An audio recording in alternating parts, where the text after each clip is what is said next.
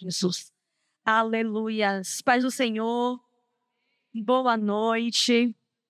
Que culto abençoado. A presença de Deus já se manifestou aqui de forma poderosa. Podemos contemplar a presença do Pai na casa. Que delicioso é estar na presença de Deus. Não tem outro lugar melhor. Não tem outro lugar para onde deveríamos correr, senão para os braços do Senhor. E o nosso Pai, Ele está voltando. Não sabemos nem o dia, nem a hora que Ele vai chegar. Mas precisamos estar todo o tempo pronto para quando Ele vier, para a gente subir com Ele. Esse é o propósito da igreja. Morar no céu, subir com o Senhor. A gente quer prosperidade sim, porque na palavra dele tem, e a gente recebe e aceita. A gente quer um casamento bem sim. A gente quer muito filhos sim, mas queremos muito mais. Morar com o nosso Pai. Amém? Em um lugar que já está preparado por Ele. E Ele vem buscar o seu povo. Quantos vão morar com o Senhor? Quantos estão se esforçando para morar com o Pai? Aleluias. Alguns avisos. Teremos culto firmes. Então, os jovens na nossa igreja, culto sábado. Tenho certeza que o Senhor se fará presente e vai animar esses jovens, fortalecer esses jovens para eles incendiarem tudo aqui. Amém? Glória a Deus. Temos também no dia 19 agora, conexão empresarial. Então, os empresários da nossa casa, estamos com essa conexão para crescimento, direcionamento. E eu tenho certeza que vai ser maravilhoso. Amém? Então, você já se organiza dia 19 para estar conosco aqui. Christian, por favor, coloca para mim Mateus 25. E eu amo a palavra de Deus, porque você pode ler todos os dias, em cada momento da sua vida, um livro, um versículo, um capítulo. Amém. Esqueci, mas já me lembrou. Obrigada. E ela vai se renovando de acordo com a sua necessidade. Então, aquilo que você tem necessitado naquele momento, aquela palavra que você já leu e Deus já falou de uma forma, Ele vai falar de acordo com a sua necessidade neste momento. Então, eu amo a palavra de Deus porque ela se renova a cada manhã e a cada leitura que fazemos. Tem alguém que está nos visitando pela primeira vez? Levanta as suas mãos se tiver e me ajudem, porque eu não enxergo muito bem, nem mesmo de óculos. Aleluia, tem duas, uma aqui e outra lá. Fica de pé, por favor, só um pouquinho, para a gente dar uma lembrancinha e te dar um abraço bem gostoso. Se coloca de pé um minutinho só. Vamos, igreja, dar um abraço com muita vontade para que eles voltem sempre. Amém? 1, 2, 3. Oh, glória! Volte mais vezes aqui à casa do seu Pai. Amém? A palavra. O Cristiano aqui está desligado, né? Não está vindo aqui não, né? Tudo bem. Eu nem ia ler na Bíblia, mas vamos lá. Já está aparecendo aí? Mateus 25, capítulo 25, versículo 1. Quem não abriu, ela está no telão. Então o reino dos céus será semelhante a 10 virgens, que tomando as suas lâmpadas, saíram ao encontro do esposo. E 5 delas eram prudentes, e 5 loucas.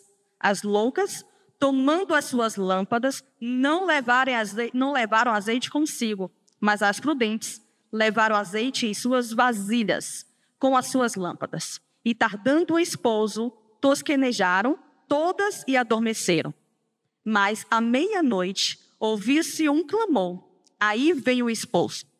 Saí-lhe ao encontro. Então todas aquelas virgens se levantaram e prepararam as suas lâmpadas. E as loucas disseram às prudentes: Dai-nos do vosso azeite, porque as nossas lâmpadas se apagam. Mas as prudentes responderam, dizendo: Não seja acaso que nos falte a nós e a vós? Ide antes aos que o vendem e comprai-o para vós. E tendo elas ido comprá-lo, chegou o esposo e as estavam preparadas, entraram com ele para as bodas e fechou as portas. E depois chegaram também as outras virgens, dizendo: Senhor, Senhor, abre-nos a porta. E ele respondendo, disse: Em verdade vos digo, que vos não conheço. Vigiai, pois, porque não sabeis o dia nem a hora que o Filho do Homem há de vir. Esse texto de Mateus é uma parábola. É uma história que Jesus, nas suas pregações, ele sempre gostava de contar uma história, para facilitar o entendimento de todos aqueles que estavam ouvindo. E essa parábola, ela fala um pouquinho sobre o fim dos tempos. Sobre 10 virgens, 5 prudentes, 5 imprudentes. E nessa palavra, Deus me trouxe uma reflexão muito, muito grande. E a gente vai começar falando sobre as virgens imprudentes. Elas tinham azeite, elas tinham a lâmpada, mas não eram prudentes. Elas não se programaram, elas não se organizaram, elas não se precaveram. E quanto de nós somos como as virgens imprudentes, que reconhecem até que ele vem, mas não nos preparamos para quando ele vier. Reconhecer Deus, o mundo aí fora reconhece. Porque as imprudentes, elas reconheciam Deus. Elas sabiam quem ele era. E assim somos nós. Muitas vezes reconhecemos Deus. Sabemos quem ele é. Quantas vezes você vai falar de Jesus para alguém, ela fala assim: eu já conheço Deus. Ela reconhece Deus. Ela não conhece Deus. Reconhecer Deus é diferente de conhecer Deus. Então, muitas de nós reconhecemos Ele pelo mar, reconhecemos Ele pelos ventos, reconhecemos Ele quando olhamos para o céu e vemos as estrelas, reconhecemos quando sentamos no mar e vemos aquele mar grande, reconhecemos as obras dEle, sabemos que Ele existe. Não tem como duvidar que Deus, Ele existe, não tem. Quando a gente olha para o mar, quem é que vai fazer o mar, se não foi Deus? Quando olhamos para o céu, quem é que vai fazer o céu, se não foi Deus? Só que reconhecer Deus não significa que você conhece Ele. É diferente.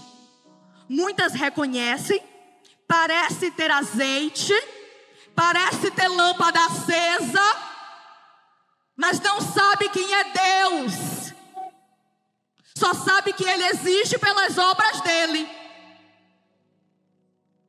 E não é só a gente aí fora não que reconhece, não. Tem gente aqui dentro que só reconhece. Eu vou para a igreja porque eu sinto Deus. Eu sei que Ele está lá. Eu sei que está. Eu posso até não sentir, mas eu sei que Ele está lá. Então eu vou sair da minha casa, do meu trabalho, porque eu reconheço Deus naquele lugar. Eu sei que Ele está lá. Então eu vou ver o culto. Eu só reconheço que Ele existe. Eu só reconheço. Mas eu não conheço Ele. Já as prudentes, elas reconhecem Deus. Elas sabem que Ele existe, que Ele vai voltar. Mas elas também conhecem o Pai. Elas andam com Ele. Elas se preparam para o dia que Ele virá. Elas buscam enquanto podem achar. Elas entram no quarto. Elas coletam azeite. Porque elas conhecem Deus. Elas ouvem a voz dEle. Elas são conduzidas. E se Ele disse: leve azeite de reserva, já que eu conheço Ele, eu vou levar o azeite de reserva. Minha luz não pode apagar. Deus quer que a gente reconheça Ele, sabendo que Ele existe pelas obras dEle, Mas Ele também quer que a gente conheça Ele face a face. Ele está disponível. O véu do templo se rasgou. Temos livre acesso a falar com o Pai. E por que não estamos falando? Dá trabalho.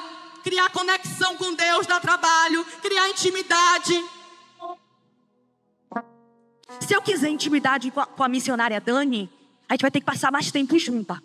A gente vai ter que conversar mais. E dá trabalho. Saber o que Dani gosta. Saber para onde Dani gosta de ir, fazer. O que é que ela pensa. A gente precisa passar tempo de qualidade. Dá trabalho. E um casamento dá trabalho. No início a gente só reconhece. Quando a gente casa, a gente conhece. E leva tempo para ter esse conhecimento.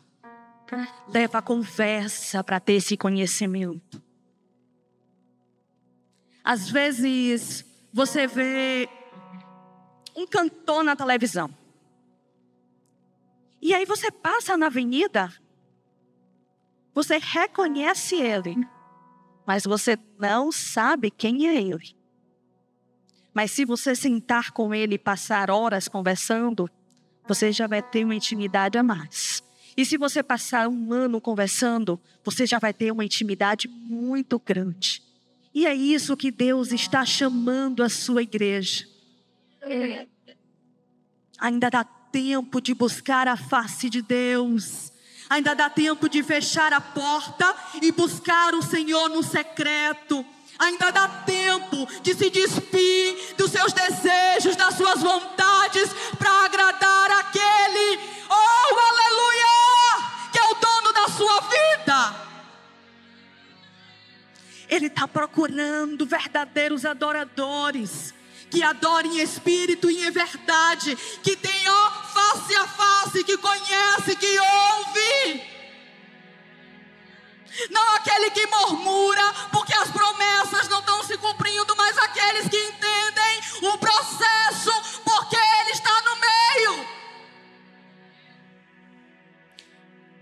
Quem reconhece, reclama. Quem conhece, entende. Agora, aleluia. Oh, meu Deus, Amanda, Jesus. Conhecer Deus é totalmente diferente de crer na palavra dele.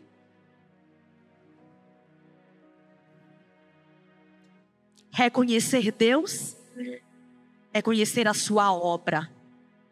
Conhecer Deus é você ter intimidade com Ele. E você crer na palavra dele é você profetizar em tempo e em fora de tempo aquilo que ele já liberou sobre a sua vida. Oh, Espírito Santo. Tem muita gente que reconhece Deus, que conhece Deus, mas não crê na palavra que foi liberada e fica murmurando todos os dias porque não recebeu. Se Deus já liberou, profetiza. Profetiza quando as coisas estarem boas. Profetiza quando as coisas não estiverem boas também. A sua palavra tem poder. Se Ele já liberou, receba. Abraão. Oh, Espírito Santo. Só vou falar aqui o capítulo. No capítulo 15, o Senhor, Ele chama Abraão e diz assim: olha para o céu, conta as estrelas. Abraão, ele reconhecia Deus pelas obras dele, ele conhecia Deus porque ele andava com Deus, mas em algum momento, ele não cria na palavra de Deus. Ele tinha a promessa porque ele recebeu e sabia que Deus era poderoso para fazer cumprir aquela promessa. Mas ele não tomava posse como se já tivesse recebido aquilo. Então no capítulo 15, o Senhor fala assim: Abraão, olha para o céu. Conta as estrelas. Abraão olha e diz: Senhor, não tem como contar. É assim que será a sua geração. E a palavra de Deus diz que Abraão, ele creu em Deus. Mas ele creu em Deus. Ele sabia que Deus ele era poderoso para fazer um milagre. Não para ele viver um milagre, mas que Deus era poderoso para fazer. Porque muitas vezes a gente até acredita que Deus é poderoso para fazer um milagre na vida da pastora Josi. Mas não é tão poderoso para cumprir aquilo que ele me prometeu. Nesse momento aqui, Abraão, ele creu na palavra de Deus. Ele sabia que Deus podia fazer um milagre. Ele sabia que Deus poderia abrir a madre, sim. Mas talvez de outra pessoa. Só nem tanto. Vou esperar. E Abraão, ele tinha 75 anos. Quando o Senhor mandou ele olhar para o céu. Já no capítulo 17, o Senhor muda o nome de Abraão, pai exaltado, para Abrão, pai de multidão. Abraão para Abrão.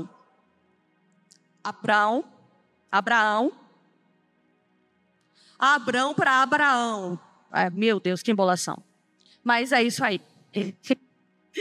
Pai exaltado para o pai de multidão. E eu consigo, não está na Bíblia, mas eu consigo ver. As pessoas chamavam ele. Ele dizia: eu não me chamo mais assim não. Deus mudou o meu nome. Eu sou pai de multidão. Ele tomou posse da palavra que o Senhor liberou sobre ele. No capítulo 15, ele creu na palavra. Mas no capítulo 17, ele tomou posse profetizando: a minha mulher, ela vai gerar. Eu serei pai de multidão.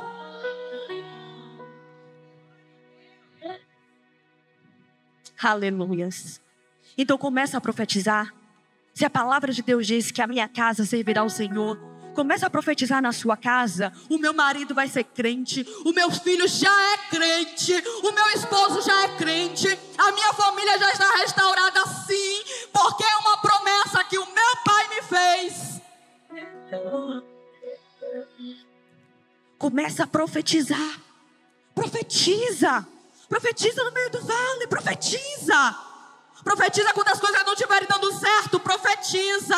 Creia na palavra de Deus. Deus está chamando um povo que não só reconhece as obras dele, mas que conhece o poder dele pela busca e intimidade com ele. Mas não somente conhece por intimidade, mas crê na palavra dele. Se ele prometeu, nada pode frustrar. A única que pode frustrar é você mesmo. Se não receber, se não colocar em prática, se não já profetizar como se já estivesse vivendo. Começa a profetizar. Meu filho é uma bênção. A minha vida profissional é uma bênção. Deus me disse que me levaria para lugares grandes e eu vou viver esse lugar grande.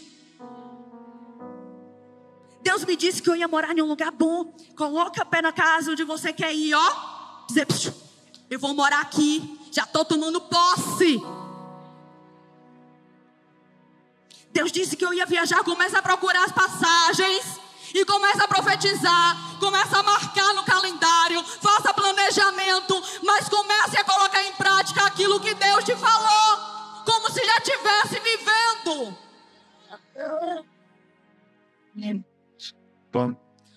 A gente está numa campanha. Colocando, gente, a campanha. Peraí. Jesus, eu só sei que é da família. Ô, Jesus, toma conta da minha mente. Meu Deus. Que alguém sabe? Fala. Oh, aleluia. A presença de Deus está na minha casa. E se a presença de Deus está na sua casa, então profetiza no meio da sua casa. Profetiza no meio dos seus filhos. Você não vai perder os seus filhos para o diabo. Ele não é o pai dos seus filhos. Não foi ele que criou. Não foi. Foi Deus. Então começa a profetizar. Esse casamento não vai acabar, não vai ter divórcio. Começa a profetizar nesse casamento e dizer: vai ser restaurado. Em nome de Jesus, já está restaurado. Deus está mudando a minha sorte. Se você quer fazer algum concurso público, começa a profetizar aonde você quer chegar. A tua palavra tem poder. A nossa boca, ela tem poder de abençoar e ela também tem poder de amaldiçoar. E que a sua boca seja bênção. Se você tiver nos seus lábios bênção, você vai viver bênção. Se você tiver murmuração e reclamação, é isso, infelizmente, que você vai viver. Mas não é porque Deus quer. É porque você só conhece Ele. Você não reconhece a palavra dEle. Então, nessa noite, se envolva em Deus. Se envolva em tudo o que Ele falou que você vai ser. Profetiza, para de reclamar, dizendo que está cansado, que está sobrecarregado, que está difícil. Se você já reconhece Ele, se você já conhece Ele, comece a colocar em prática tudo aquilo que Ele está falando com você. Profetiza, profetiza. Tome posse como Abraão, profetiza. Eu serei pai de multidão.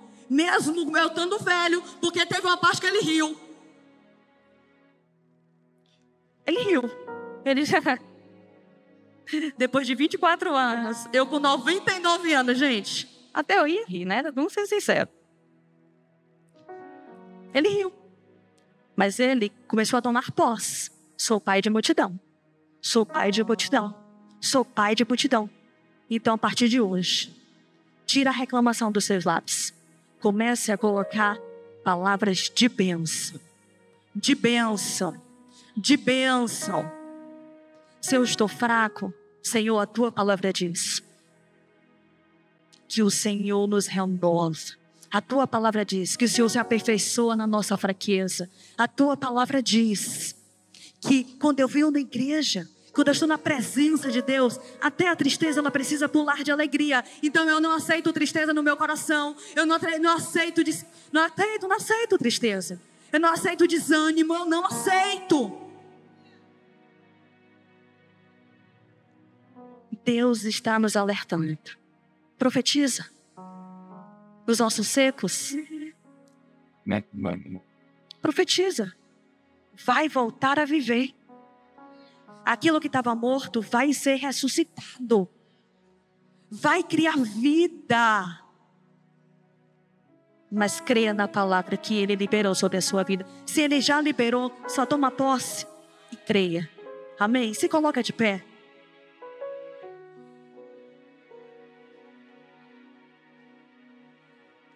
E vamos orar, invocando a presença dEle, chamando a presença do Senhor sobre a sua vida, sobre a sua casa.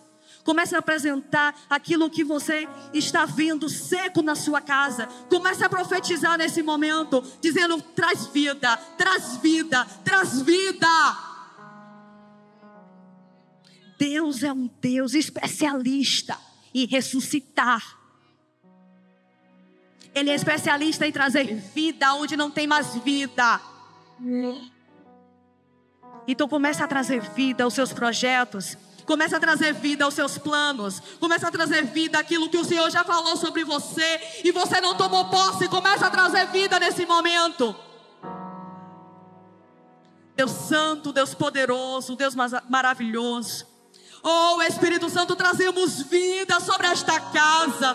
Trazendo vida, meu Senhor, porque não somente reconhecemos que o Senhor existe, mas conhecemos de andar contigo. Conhecemos, Pai amado, de ouvir a tua voz. Conhecemos de sentir a tua presença. Oh, Espírito Santo, e te buscamos porque queremos mais de ti. Oh, Espírito Santo, te buscamos porque, meu Pai amado, não há